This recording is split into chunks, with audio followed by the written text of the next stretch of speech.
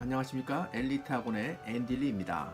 이번 영상에서는 사립대학을 지원할 때 사용하는 커먼 어플리케이션, 즉 공통 지원서들과 에세이 토픽에 대해 알아보도록 하겠습니다. 특히 이번 영상 마지막 부분에는 엘리트에서 그동안에 합격한 학생들의 에세이를 통해서 분석한 결과 어떤 에세이가 좋은 에세이라고 말할 수 있는지, 어떻게 하면 좋은 에세이를 쓸 수 있는지까지 정리하여 말씀드리겠습니다. 조금 긴 영상이더라도 스킵하지 마시고 처음부터 끝까지 봐주시길 부탁드립니다. 또한 지금 12학년이 아니더라도 대학에서 요구하는 에세이의 주제를 미리 알고 있다면 고등학교 4년을 어떻게 보내야 되는지에 대한 방향을 잡을 수 있을 것입니다. 또한 영상을 통해 대학 지원을 어떻게 준비해야 하는지에 대한 명확한 답을 얻어가시길 바랍니다. 서론이 좀 길었는데요. 사립대학 지원을 준비하고 있는 학생과 부모님들에게 많은 도움이 되길 바라며 바로 시작해 보겠습니다. 우선 사립대학을 지원할 때 사용되는 공통지원서의 에세이의 주제는 총 7개입니다. 이 중 1개의 주제만을 골라 최소 250자 이상, 최대 650자 이내로 에세이를 써야 합니다. 자, 이제 총 7개의 주제에 대해 하나씩 자세하게 알아보도록 하겠으며, 동시에 7개의 주제 중 어떤 주제를 자신의 주제로 선택하는 것이 유리한지에 대해서도 간단하게 말씀드리도록 하겠습니다. 자, 커먼앱의 첫 번째 컬리지 에세이의 주제는 어떤 학생들은 자신이 가지고 있는 배경이나 정체성, 관심사 또는 재능을 말하지 않고는 결코 자신을 대변하는 원서가 완성될 수 없다고 믿는다. 당신도 공감한다면 당신의 이야기를 해보라 입니다. 거의 과반수의 학생이 이 주제에 대한 에세이를 쓰고 있는데요. 조언을 드리자면 지금의 학생의 모습은 학생 자신이 살아온 환경, 배경, 즉 자신이 속해 있는 세상이 만들어낸 결과물을 말하는 주제라고 할 수 있습니다. 따라서 학생 자신이 지금껏 살아왔던 세상을 재미있게 써내려 가는 것이 바로 지금의 나를 드러내는데 제일 좋은 소재가 되고 또 충분한 것이라 할 수 있는 것입니다. 여기서 나의 세상은 때때로 스스로가 성장한 환경, 배경이 되기도 하고 자신의 정체성이나 관심사 또는 특별한 재능이 되기도 합니다. 이는 나를 가장 자연스럽게 드러낼 수 있는 에세이 주제이기 때문에 50%에 가까운 압도적인 비율로 지원자들이 선택해온 주제이기도 합니다. 한 가지 중요한 사항은 나를 표현해주는 에세이의 소재, 즉 환경, 배경, 관심사, 재능 등 이 중 어떠한 소재를 선택할 것인지에 보다 많은 신경을 써야 한다는 것입니다. 어떤 소재를 사용하는지에 따라 판이하게 다른 여러 인물로 묘사될 수도 있기 때문입니다. 학생이 정확하게 자신을 보여줄 수 있는 좋은 소재가 있다면 이 주제를 선택해야 하겠습니다. 두 번째 주제입니다. 장애물을 만나고 이겨내며 얻게 된 교훈은 훗날 성공의 큰 밑거름이 된다. 당신이 직면했던 도전, 난관 또는 실패를 경험한 그때로 시간을 돌려보자. 그것이 당신에게 어떤 영향을 주었고 당신은 그 경험을 통해 무엇을 배웠는가입니다. 고난과 난관, 그리고 실패는 삶의 필연적인 요소입니다. 그리고 우리는 이 어려움을 적극적으로 이겨내고 중요한 삶의 교훈을 발견해내는 사람을 현명한 사람 또는 성숙한 사람이라고 말합니다. 현명하지 못하고 성숙하지 못한 사람은 늘 상처받고 실패하기 마련이기 때문에 우리가 추구하고자 하는 건강한 사회는 보다 현명하고 성숙한 사람을 찾게 되어 있습니다. 누구나 자신만이 아는 어려움과 고난이 존재합니다. 따라서 이 에세이는 누가 더 불우한 삶을 살았는가를 서로 경쟁하라는 의도가 아닙니다. 이 주제 안에 숨겨진 핵심 키워드는 성숙입니다.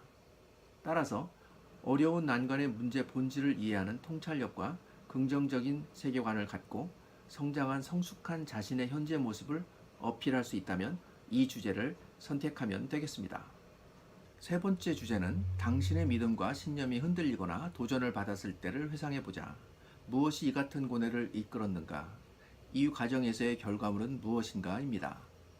조언을 드리면 신념이란 보통 불안한 세상 속에서 나를 지탱해주는 것으로서 어지러운 세상 속에서도 우리가 나아갈 방향을 제시해주는 것이라 할 수 있습니다. 진실이 왜곡되어 자신의 신념과 믿어왔던 것들이 송두리째 흔들렸던 그런 경험이 있었는지 생각해 보시기 바랍니다. 그런 경험을 통해 사람들은 인생의 방향을 재설정하게 됩니다. 결론적으로 이 주제로 에세이를 쓰는 학생이 여기서 보여줘야 하는 것은 불안정했던 과거를 통해 확고해진 혹은 재설정된 자신의 삶의 방향을 설명할 수 있어야 하며 이것의 결과를 또한 설명할 수 있어야 합니다. 대학에게 자신의 신념과 삶의 방향을 설명할 수 있다는 것은 그 사람이 앞으로 어떤 행보를 할 것인지 예측 가능하게 만들어줍니다. 그렇기 때문에 신념과 삶의 방향을 설명하는 이 주제 또한 자신을 드러내는 방법으로 사용될 수 있습니다. 정의로운 삶의 신념을 확고하게 말할 수 있고 또 그 과정 속에서 주위 다른 사람들에게 긍정적인 영향 또한 주었다면 분명 좋은 주제가 될 수 있다고 할 수 있겠습니다. 결론을 말씀드리면 학생 자신이 지금까지 삶의 신념과 방향의 전체를 바꿀 정도의 도전과 어려웠던 경험이 있다면 이 에세이를 통해 현재의 나는 누구이고 미래의 나는 누구일지를 보여줌으로써 대학에 아주 강한 인상을 줄 수 있는 좋은 기회가 될 것입니다. 하지만 이러한 경험을 도출해내는 것이 어려우므로 가장 낮은 비율의 지원자만이 이 주제를 선택했음을 참고로 알려드립니다. 네 번째 주제는 당신이 해결했거나 앞으로 해결하고자 하는 문제에 대해 이야기하라.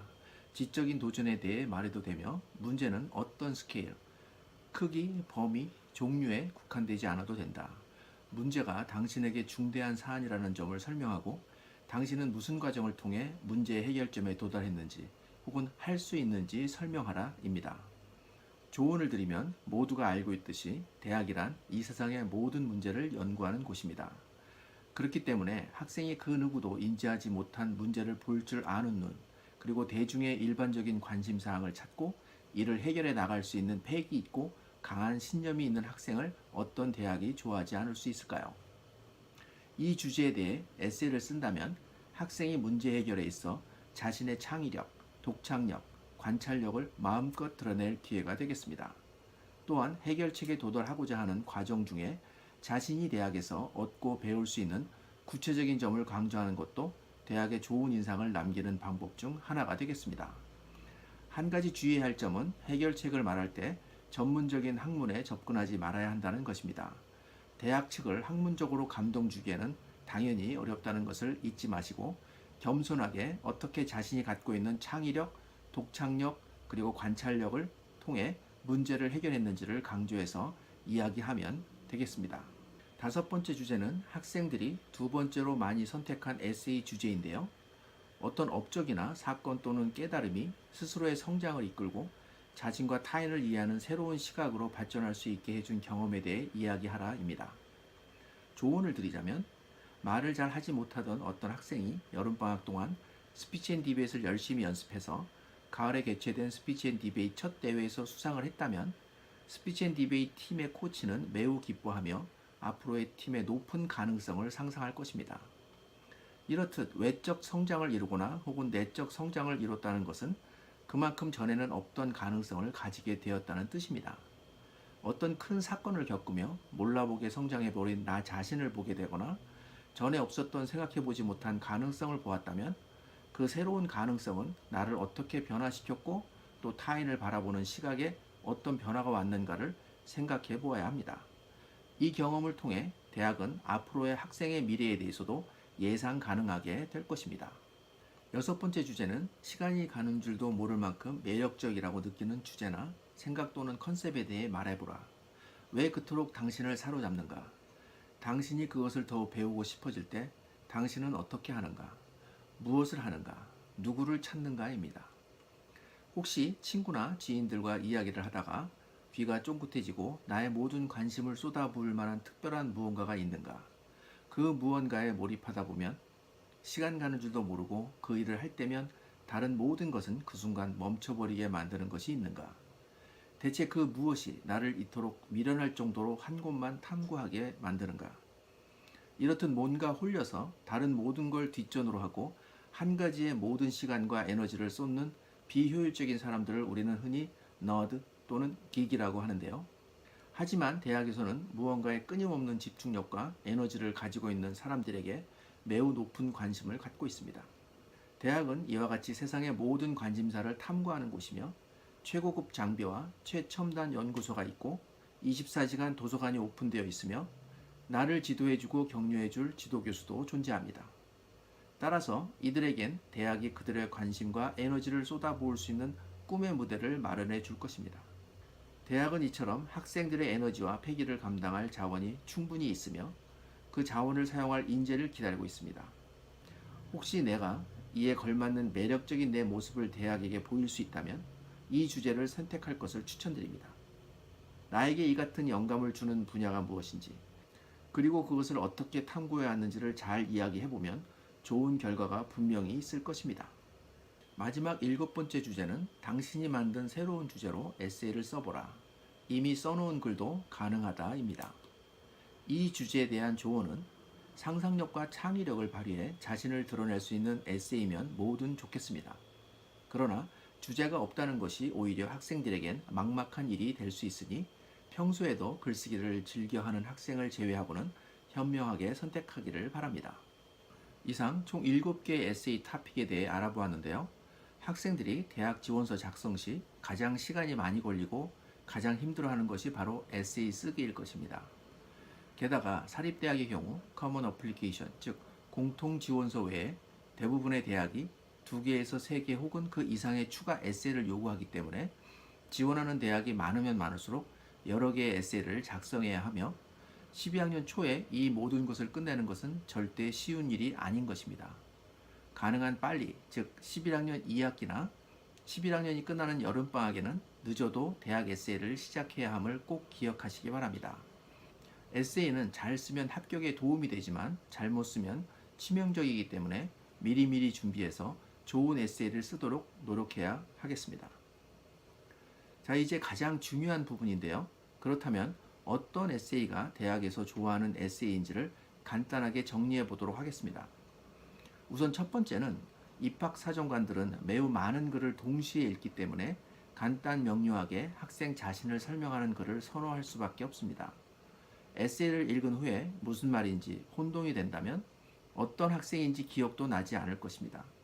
이 때문에 읽기 쉽고 이해하기 쉽게 쓰는 것이 가장 좋은 에세이가 되겠습니다. 즉, 내가 누구인지만 분명하게 알려주면 되는 것입니다. 반대로 나쁜 에세이는 너무 잘 쓰려고 너무 많은 이해와 너무 많은 소재를 사용하여 자기 본인의 이야기는 없고 주위 사람이나 주위에 있는 사물에 대한 이야기만 쓰는 상황이 된다면 오히려 말하려고 하는 주제에서 벗어나는 경우가 되어 아주 좋지 않은 에세이가 되는 것입니다. 두 번째는 은유적이거나 비유적인 글을 쓰지 말고 직설적으로 글을 써야 하겠습니다. 마치 인터뷰를 한다고 생각하고 입학사정관으로 하여금 학생이 이야기하고자 하는 의도를 바로 알아차릴 수 있도록 쓰여진 것이어야 하겠습니다.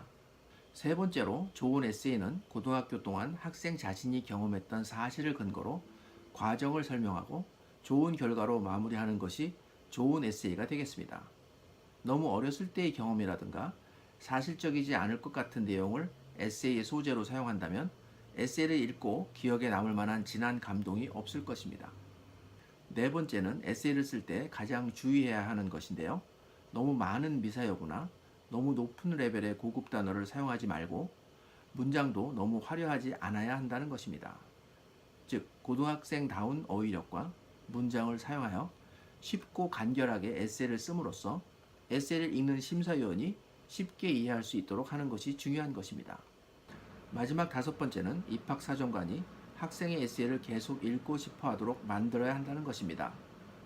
즉, 처음 초입 부분에 다른 보통의 에세이와는 다른 도입 형식, 즉 질문을 던지는 식 혹은 관심을 끌 수 있는 문장을 사용하는 식으로 시작한다든가 해서 글을 읽는 사람이 궁금해하면서 끝까지 에세이를 읽을 수 있도록 하는 것이 중요합니다. 실제로 많은 경우 스토리가 예상 가능한 식상한 에세이는 끝까지 읽지 않는 경우가 많기 때문입니다. 다음은 좋은 에세이를 쓰기 위해서는 어떻게 해야 하는지를 말씀드리도록 하겠습니다. 첫 번째는 이미 언급드린 바와 같이 가능한 빨리 시작하는 것이 좋겠습니다. 빠르면 11학년 2학기가 시작되면서부터 늦어도 12학년이 되기 전 여름방학 때부터 에세이를 쓰기 위한 준비를 시작하는 것이 좋겠습니다. 시간적으로 조금은 여유가 있어야 좋은 에세이가 나오는데 도움이 되겠습니다. 두 번째는 고등학교 9학년부터 11학년까지 학생이 했던 활동은 물론 12학년이 끝날 때까지 계획하고 있는 모든 활동, 즉 모든 과외활동, 특별활동을 정리해 보는 것입니다. 모든 것을 생각해낼 필요는 없겠습니다. 자기가 오랜 동안 한 것은 무엇인지, 잘하는 것, 좋아하는 것, 열정을 갖고 오랜 동안 가장 시간을 많이 보낸 것이 무엇인지를 생각해보고 하나도 빠짐없이 노트에 적어보는 것이 중요하겠습니다. 그 후에 세 번째로 그것들과 주제들을 가지고 브레인스토밍을 통해서 서로 연결해 보는 것입니다. 공통 원서에는 총 7개의 에세이 프롬프트가 있는데요. 이 중에서 한 개의 주제만을 골라야 하므로 부모님과 멘토가 가장 신경 써서 도와줘야 할 것이 바로 이 과정이 되겠습니다. 학생과 부모님께서는 에세이 프롬프트, 즉 에세이 주제를 가능한 많이 읽어보시고 이해한 후에 어떤 주제를 선택할 것인지 함께 고민하는 시간을 가져야 하겠으며 학생 자신을 가장 잘 나타낼 수 있는 주제를 선정하는 것이 가장 중요합니다. 마지막으로 네 번째는 주제를 정했고 나의 어떤 면을 알려줄 것인지가 정해지면 그 내용을 솔직담백하게 전달하는 데 집중하면 되며 이것이 바로 대학이 좋아하는 에세이가 되는 것입니다. 지금까지 사립대학 지원 시 사용하는 커먼 어플리케이션, 즉 공통지원서의 에세이 토픽에 대해 알아보았는데요. 이번 영상을 마치면서 학생과 부모님들에게 중요한 내용을 한 가지 말씀드리면 대필은 매우 안 좋은 것입니다. 대필을 하게 되면 고등학생의 글이 아닌 대필을 해주는 사람의 글, 즉 40, 50대의 글이 나오며 대필자의 영어 수준의 에세이가 보여지게 될 것입니다. 이렇게 되면 에세이를 읽는 입학사정관은 바로 대필이라는 것을 알아차릴 것입니다. 그러므로 학생은 도움을 받더라도 처음부터 다른 사람이 쓰는 대필이 아닌 학생이 주도적으로 에세이를 쓰고 브레인스토밍을 통한 주제를 결정하는 부분과 같이 함께 시간이 오래 걸리는 부분과 에세이를 쓴 후 중요하지 않지만 스펠링, 문법 부분과 그리고 중요한 부분인 문맥의 흐름을 교정받는 정도로 도움을 받는 것이 중요하겠습니다.